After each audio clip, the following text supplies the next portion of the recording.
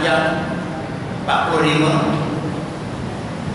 Kemudian dia sembahyang sunat witir 1 46. Kemudian qabliyah subuh 2 rakaat 48. Subuh 2 rakaat 50 waktu.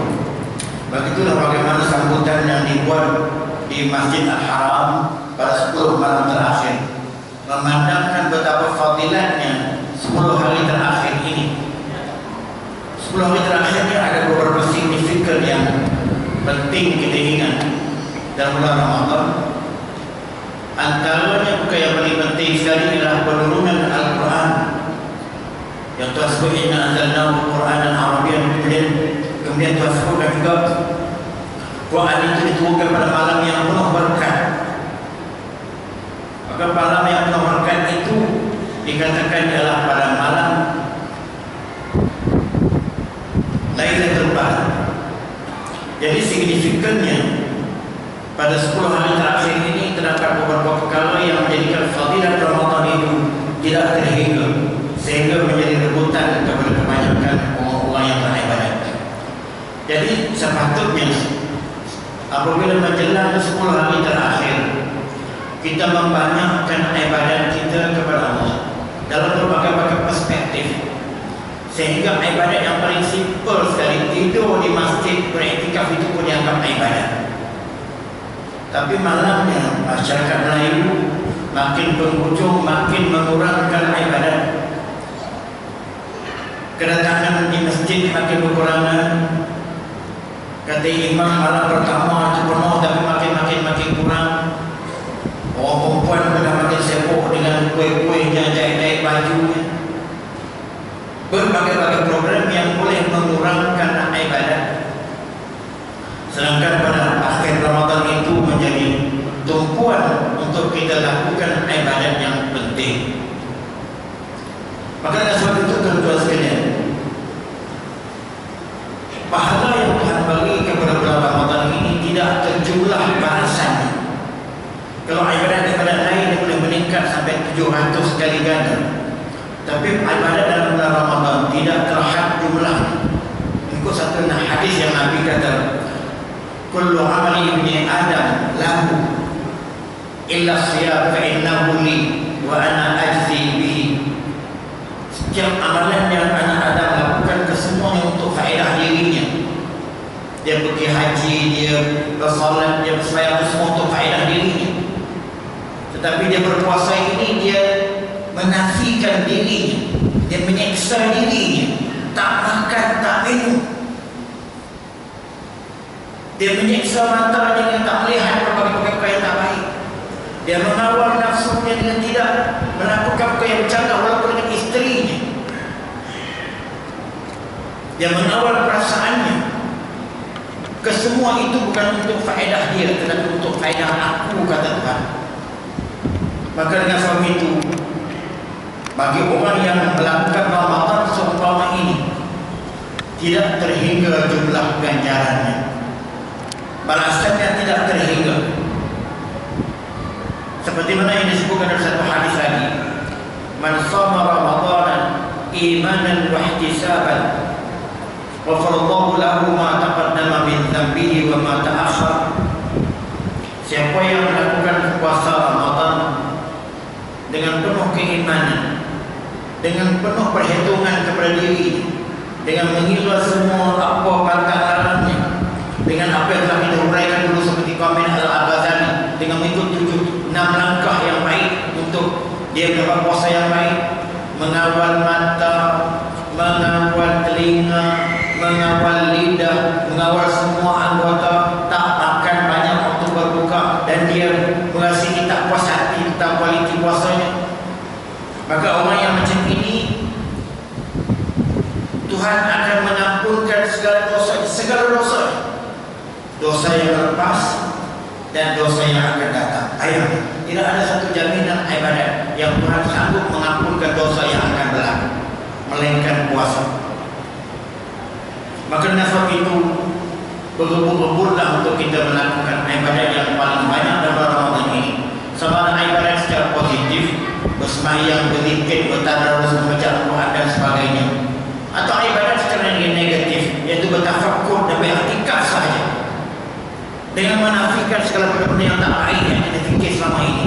Nak fikir benda yang baik saja. Sebab itu kita duduk beriktikaf di dalam masjid, tidur pun boleh bagi orang lelaki, perempuan tak dituntut.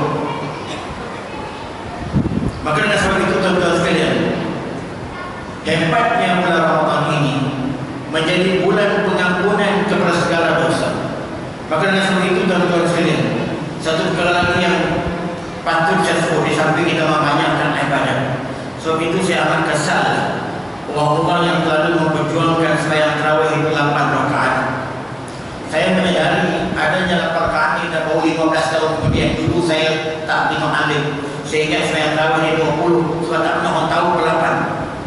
Rupanya memang ada hadis katakan 8 dan banyak orang telah menjadikan 8 ini sebagai way out untuk mereka melakukan dan meninggalkan masjid tinggal kosong, tinggal 3-4 baris. Sebelum itu tidak. Lantas mereka mempertingkatkan 20 itu belum tentu lebih baik daripada 8 dan berbagai-bagai pendapat. Saya nak tanya, semua mazhab Syafi'i dan mazhab Mu'tabar menganggap 20 rakaat itu sembahyang tarawih. Tidak ada mazhab yang memperjuangkan 8 rakaat walaupun ada hadis.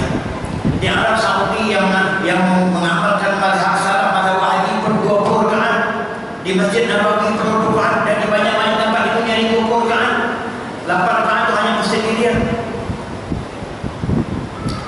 Sayyidina Umar yang telah menimbulkan idea 20 rakaat itu, walaupun Nabi tak buat, tapi dia membawa apa yang Nabi amalkan di rumah untuk amalkan di masjid. Bukan dia cinta. Kalau kita katakan apa yang Sayyidina Umar buat itu tak betul, tetapi pendapat ulama-ulama yang kata 8 itu betul, apakah Sayyidina Umar itu lebih jahil daripada ulama-ulama ini? Apakah mazhab-mazhab ini tak tahu yang lain buat 8, mereka tamat 20? Adakah mereka tak tahu? Di mana otoritinya nak menolak benda ini semua? Maka tak lebih alasan-alasan itu alasan untuk mencari way out, untuk meringkaskan ibadah. Orang berlomba-lomba nak memperbanyakkan ibadah di bulan Ramadan, terutamanya bulan akhir. Tapi ada pendapat-pendapat, walaupun kita tidak mengatakan salah, tapi pendapat yang cukup sinis untuk supaya jangan melakukan sampai 20. Maka tinggallah lepas 8 itu, daripada masjid yang melimpah, tinggal 3-4 baris di belakang. Jadi kita rasa inilah bagaimana minatnya kita beribadah itu, mencari jalan singkat yang seberapa daya yang boleh. Kalau ditakdirkan dalam 3-4 tahun kata tumpah pada satu hadis baru mengatakan cukup tak 4 rakaat, mungkin tinggal 4. Begitulah cara kita di dalam mencari shortcut untuk beribadah. Sebenarnya tuan-tuan sekalian, kalau kita nak cari shortcut beribadah ini, tidak ada shortcut yang lebih penting dan lebih berkesan melainkan shortcut dalam bulan puasa. Kalau kita buat ibadah dalam bulan-bulan lain, balasan yang ikut matematiknya. Tapi kalau ibadah yang sama kita buat dalam bulan Ramadan, kita akan mendapat berpuluh kali ganda lagi daripada itu dengan shortcut yang tadi. Maka dengan sebab itu, malam Lailatul Qadar yang pada pendapat ulama yang muhtabar, insya-Allah akan berlaku pada mana-mana malam 10 hari terakhir. Walaupun Lailatul Qadar itu tidak semestinya pada malam 10 hari terakhir. Ada yang katakan boleh berlaku pada mana-mana malam bulan Ramadan. Ada yang mengatakan malam-malam ganjil. Maka ada orang yang hanya pergi ke masjid tunggu malam-malam ganjil. Macam itu sekali cara mereka nak menunggu bulan Ramadan tu, macam mana menunggu nombor ekor. Oh, dia nak malam-malam ganjil pun nak pergi masjid. Maka pahaman yang macam ini, pahaman yang mencari jalan pintas begitu, pahaman yang bukan membawa orang ingin beribadat kepada Allah. Maka dengan sebab itu tuan-tuan sekalian, kalau siapa yang melakukan ibadat kepada Allah pada malam-malam berkenaan, sehingga ada satu hadis yang disebutkan, siapa yang melakukan ibadat pada malam-malam Ramadan, terutama di akhir Ramadan, segala dosanya diampunkan, segala permohonannya akan dimakbulkan, segala taubatnya yang dia lakukan, semua dosa yang dia pernah lakukan, melainkan syirik, akan diampunkan. Tak mungkin Tuhan tahu. Sehinggalah tamat yang ada di sungguhnya. Maka dengan sebab itu kita gunakanlah, terutama sekali kalau ditakdirkan berlaku pada malam-malam terakhir itu, malam Lailatul Qadar. yang pahalanya lebih daripada 1000 bulan bersamaan dengan 83 tahun. 1000 bulan itu minimum, bukan bermakna 1000 bulan, mungkin sampai 3-4 ribu, sebab kita sekurang-kurangnya sama dengan 1000 bulan. Jadi kalau kita mengharapkan, kalau kita buat ibadah dalam bulan Ramadan, terutama dalam 8 hari terakhir ini, kita dengan penuh yakin semoga kita akan terserempak dan ditakdirkan berlaku pada malam dan itu pada di antara malam yang kita buat ibadah itu. Pahalanya itu melebihi 1000 bulan dan bulan-bulan yang lain. Alangkah untungnya pelaburan kita. Sebab itu tuan-tuan sekalian, orang belum nak pergi umrah bulan Ramadan. Sebab umrah dan bulan Ramadan sama dengan haji. Jadi bagi orang yang dah pergi haji daripada berkebun ambil potong lain, dia pergi umrah di akhir Ramadan. Lagi baik. Sama dengan sekali haji kalau dia buat umrah sekali dalam Ramadan. Kalau dia boleh sekali pergi, dia boleh buat 3-4 kali, 3-4 kali haji. Begitulah gandanya pahala. Jadi saya pernah teringat Datuk Said Ibrahim, bukan Mufti Sabah yang ni katakan, dia kata Dr. Hashim, kita berbuat pun nak pergi haji wakil, dia ambil kota orang lain, kadang-kadang kita rasuah pula pegawai untuk nama kita main dosa pula. Kalau kita dah haji, kita buka umrah dalam Ramadan, kata dia. Hadis sahih mengatakan haji, puasa dan umrah dan Ramadan sama dengan sekali haji bersama Rasulullah. Jadi kalau itu kita yakinkan, tapi itulah manusia berkejaran untuk melakukan ibadah dan bulan Ramadan. Satu kali lagi tuan-tuan sekalian, bersebab janji Tuhan berbagai-bagai bonus yang kita akan dapat. Maka orang berlomba-lomba dapat ibadah dalam berbagai-bagai bentuk dalam bulan Ramadan ini. Di akhir-akhir ini, orang berburu nak jamu, orang bermakan berbuka puasa. Orang berburu nak bagi sedekah. Orang berburu nak buat dari rumah. Orang berburu nak buat bantuan di sana sini dan sebagainya. Dan fadilat yang tak terhingga. Satu lagi yang paling penting juga dalam Ramadan ini tuan-tuan sekalian, terutamanya di malam-malam terakhir itu kita boleh bangun kesenangan tahajud. Kita banyakkan muhasabah diri. Muhasabah diri ini untuk kita merenung ke dalam, untuk kita mengkaji betapa banyak dosa-dosa yang kita lakukan. Tolong dia tarik perhatian saya kena ini. Dia orang muda tak salah, tapi saya tak boleh nak. Jadi dia renungkan ketelanjuran dia di masa-masa yang lalu untuk dia kembali ke pangkal jalan. Sebenarnya tuan-tuan sekalian,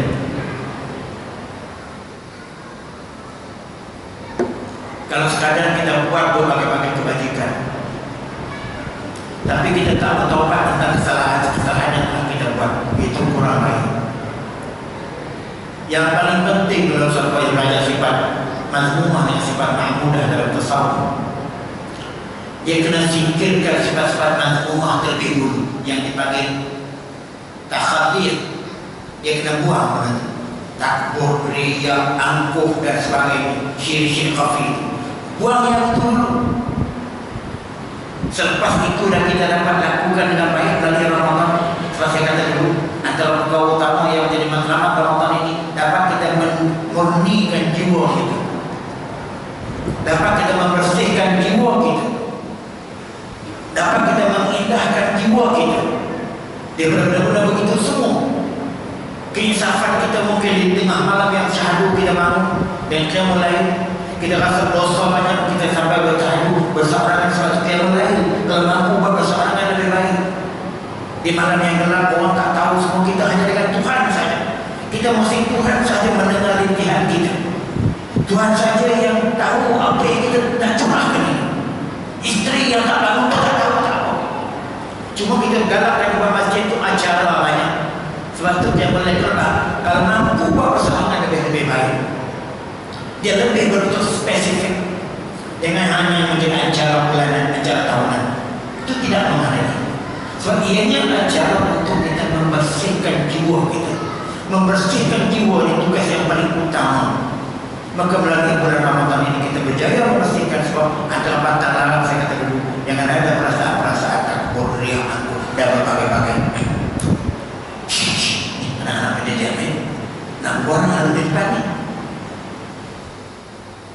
pakai baju cantik.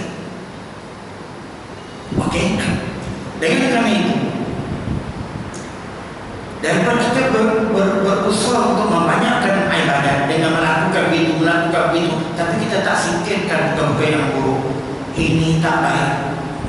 Walaupun ada pendekatan sekular dia, itu yang penting. Jangan kita tengok keburukan dia, kita tengok kebaikan dia. Itu pendekatan sekular. Pendekatan sekular Islam tak mau macam itu. Pendekatan Islam singkirkan yang buruk dulu. Sebab yang buruk tadi ada elemen-elemen syirik khafi. Kalau yang buruk ni kita tak singkirkan, syirik-syirik khafi tadi masih bermarajalela. Sifat-sifat takbur dia masih ada, walaupun dermanya banyak, walaupun sedekahnya banyak, walaupun qiyamul lailnya panjang dan sebagainya. Saya takut hanya menjadi lakonan untuk yang lain, sebab dia tidak membersihkan jiwa. Jadi membersihkan jiwa setelah dia bertaubat, yang paling penting dalam kehidupan membersihkan jiwanya apa dia? Bertaubat kepada Allah. Sebab itu taubat itu daripada wazifatul umri, kewajiban sepanjang hayat. Setiap kali kita lepas raya, astagfirullahaladzim la ilaha illa huwa. Sekurang-kurangnya yang setiap kali lepas raya kita kena baca. Itu hadis. Sebab itu tanda kita bertaubat kepada Allah. Kita sedar atau tidak kita melakukan dosa kepada Allah. Yang kita sedar dosa besar, kita sengaja buat dosa besar. Tapi yang tak sedar kita terus buat juga macam kita tak ngaji. Benda itu salah tapi kita tak sedar. Itu dosa kecil sebab kita tak belajar. Maka dengan sebab itu bertaubat itu ialah tugas yang amat wajib. Orang yang enggan bertaubat, orang yang angkuh di depan Allah. Macam anak yang menderhaka kepada mak bapaknya, tak sanggup mengaku salah dan tak sanggup minta maaf pada mak bapaknya. Bagi seorang hamba yang tak sanggup bertaubat kepada Allah, hamba yang angkuh kepada Allah. Maka hamba yang angkuh kepada Allah itu hamba yang telah syirik kepada Allah. Maka dengan sebab itu tuan-tuan sekalian, untuk dia sanggup bertaubat yang macam ini, jangan hanya menjadi rutin yang tertentu.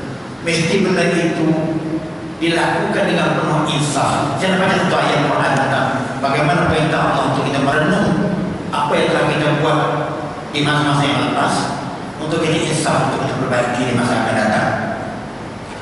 A'udzubillahi minasyaitonir rajim.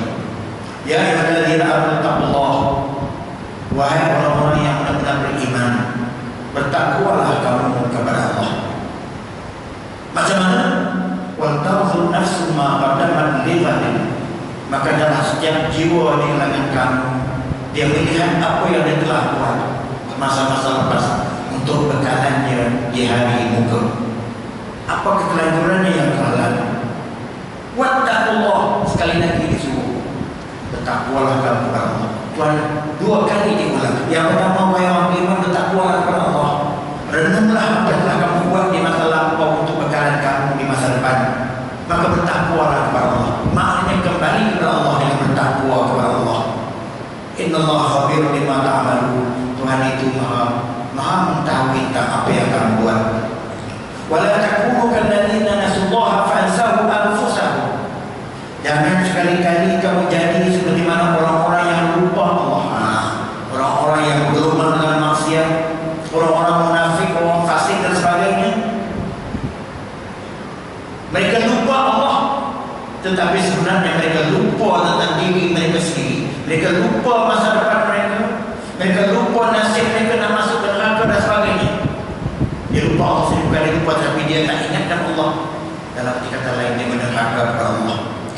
Ulaika humul fasiqun. Orang yang macam ini orang fasik, mengaku beriman, tak beramal dengan imannya. Mereka lupa Allah dan orangnya orang fasik. Maka Tuhan sebut lepas pada itu, la yastawi ashabun nar wa ashabul jannah. Tidak sama orang-orang penghuni neraka wa ashabul jannah dengan penghuni-penghuni syurga. Karena penghuni-penghuni syurga itu humul faizun, penghuni-penghuni syurga lah yang berjaya. Surah Al-Hasyr surah 59 ayat 18 dan 20. Maka jalan untuk kita nak cari jalan pintas, kita nak cover semua tak sempat lagi dah. Macam kita tak nak semayang daripada muda sampai ke tua, atau semayang kalau panting gitu. Kita nak semayang balik tak dapat. Kita tak bagi sedekah banyak, kita tak bagi banyak, mana pun mungkin tak dapat. Maka jalan untuk menyucikan benda ini tidak cara yang lain melainkan bertaubat kepada Allah. Ya ayyuhalladzina amanu tubu ila Allahi taubatan nasuha. Wahai orang yang beriman, bertaubatlah kamu kepada Allah dengan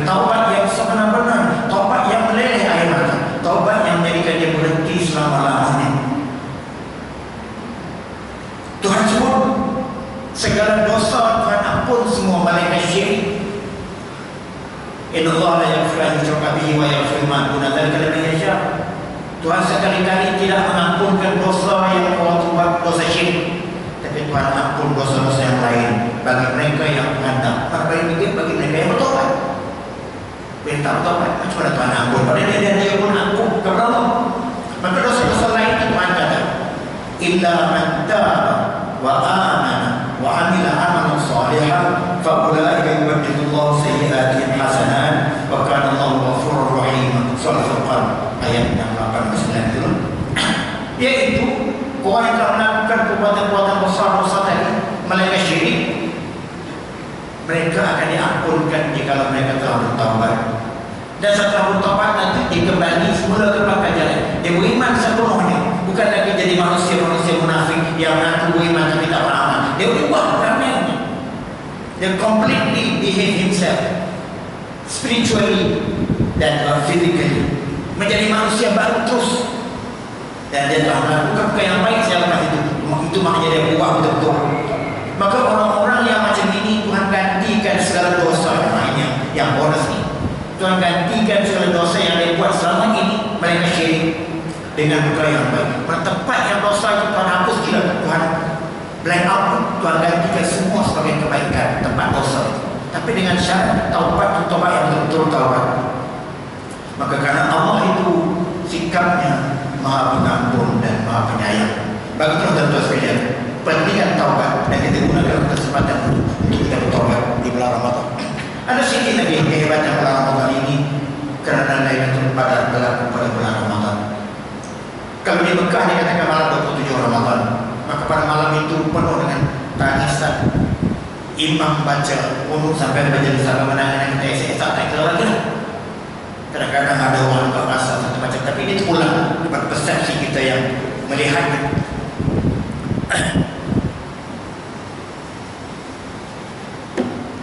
Tapi kehebatan malam Lailatul Qadar kita tuan sekalian, ada kisah kecil. Ada satu kejadian ayat ini sebelum ayat itu. Orang Bani Israel waktu zaman Nabi Isa dan Nabi sebelum Islam, dia ini berperang selama 1000 bulan. Dia tak pernah buang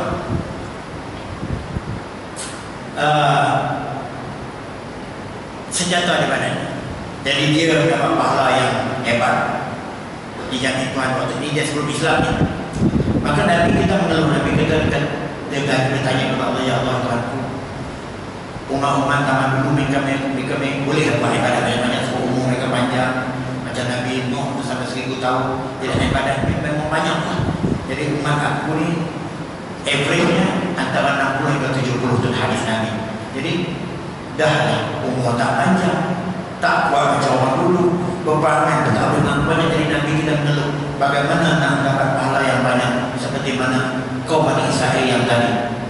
Maka Tuhan turun ayat ini sebagai menyambut permintaan Nabi, iaitu Tuhan kata, inna anzalnahu fi lailatul qadar. Kami turunkan Al-Quran ini pada malam Lailatul Qadar. Wa adraka ma Lailatul Qadar? Apa yang kamu tahu tentang Lailatul Qadar ini wahai Muhammad? Lailatul Qadar khairun min alfi syahr. Lailatul Qadar ini lebih baik daripada 1000 bulan yang dibuat oleh orang Yahudi. Jadi dengan jaminan itu sehingga lebih baik dari 1000 bulan itu. Maka pada malam itu, ikut ayat ini, pada malam itu Al-Quran diturunkan. Al-Quran ini pada malam itu juga para malaikat turun, dan juga Jibril. Tuan-tuan sekalian, kita ini sumber rezeki yang menjaga kita siapa semua dibuat oleh para malaikat. Sebab malaikat-malaikat ini dianggap sebagai kaki tangan Allah. Kalau kita punya jabatan Perdana Menteri, ini membantu Allah seolah-olah yang begitu. Sebab itu dikatakan jumlah para malaikat ini sama banyak seperti mana pasir di pantai, punya banyak. Sekurang-kurangnya bagi setiap orang ada 2 malaikat jaga dia. Kemudian malaikat rezeki lagi. Jadi malaikat kesemuanya akan diturun pada malam itu. Tanazzalul malaikatu waruhu fiha. Pada malam-malam Lailatul Qadar ini kesemua para malaikat turun dengan membuka tangan sayap mereka mengikut perintah Allah. Kesemua peranan malaikat ini akan membawa kebaikan semata-mata pada malam-malam berkenaan. Dan faedah dari kebaikan itu sampailah ke pagi. Salamun hiya hatta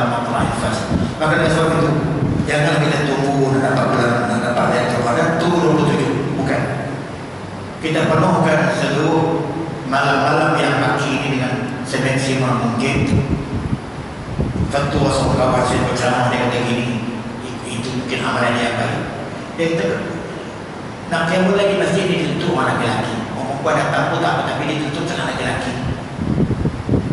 Jadi kita sediakan semua cukup, kita pakai dah semua selesai anak-anak di rumah, isteri kita pada tidur dengan tenang. Kita datang berserangan, senyap datang ke masjid.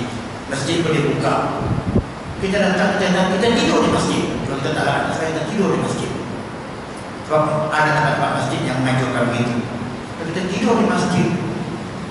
Dan dekat pukul 5 kita balik sebelum rumah, kita kejutkan isteri kita, kita kejutkan anak kita, pasti dia anak pergi kerja. Jadi sepanjang masa kita buat pada malam itu, sejak kita datang daripada lepas tarawih itu, kita balik, kita aturkan dengan isteri kita, minta dia pun jaga malam dia tidur elok, kita jaga kunci rumah kita semua selamat, dia yakin anak-anak kita pernah selamat, sejam elok. Kita datang, dia tidur dengan anak-anak di rumah, semua membuat payah. Jadi kita bertolak saja ke masjid pada malam itu, walaupun lepas tarawih. Maka qiyamul lail kita dan juga jaga malam kita dan juga i'tikaf kita tu telah bermula sejak daripada kita buka puasa di masjid sampai nanti pagi, kerana kita sambung menyambung. I'tikaf telah dikira. Kita datang balik ke masjid, kita terlena kejap di masjid. Kalau macam mana tu, sebab Nabi pun bawa 3 bantal pada malam-malam tu. Kita tidur, bangun semula pada pukul 5, kita teruskan amalan-amalan biasa, dengan tasbih, taubat, bersama itu sampai ke pagi. Maka sepanjang malam tu dikira kita telah melakukan i'tikaf dan qiyamul lail. Bukan makna qiyamul lail sampai tak tidur. Begitulah. Jadi saya rasa bagi orang-orang yang pencet, yang siang itu masa dia berganti, elok benar-benar gini, dan pihak masjid pun menyediakan berbagai-bagai kemudahan untuk kita lakukan benda itu. Yang pentingnya benar dengan penuh serius, dengan penuh perasaan. Jangan sekarang sebagai memenuhi acara yang masjid buat, datang berbuat kosong dan tidak ada apa, tidak ada rasa sentuhan hati. Sebab kalau dia buat sampai peringkat macam itu, orang pun tak tahu dalam suasana gelap sikit, dia mungkin sampai boleh menangis. Keisafan terhadap orang-orang kesalahan yang dia buat. Maka itulah yang dimaksudkan kita bertaubat dan kita gunakan. Jadi saya rasa kita berhenti dari sini. Sebab kita sekiranya ringkas sebelah saya yang waktu juga selesai ini, untuk saya dan diri saya juga menjauh, untuk saya dan tuan-tuan sekalian, kita perbanyakkan dan kita meningkatkan kualiti ibadah kita. Jadi malam terakhir secara positif yang kita melakukan berbagai upaya yang baik, dan secara negatif yang kita menghindarkan keupayaan tadi dengan banyak bertobat kepada Allah. Jadi kita boleh buat dalam dua bentuk, ikut gaya dan kesesuaian masing-masing, jangan hanya terikat dengan satu format. Sekian wabillahi taufiq. Assalamualaikum warahmatullahi wabarakatuh.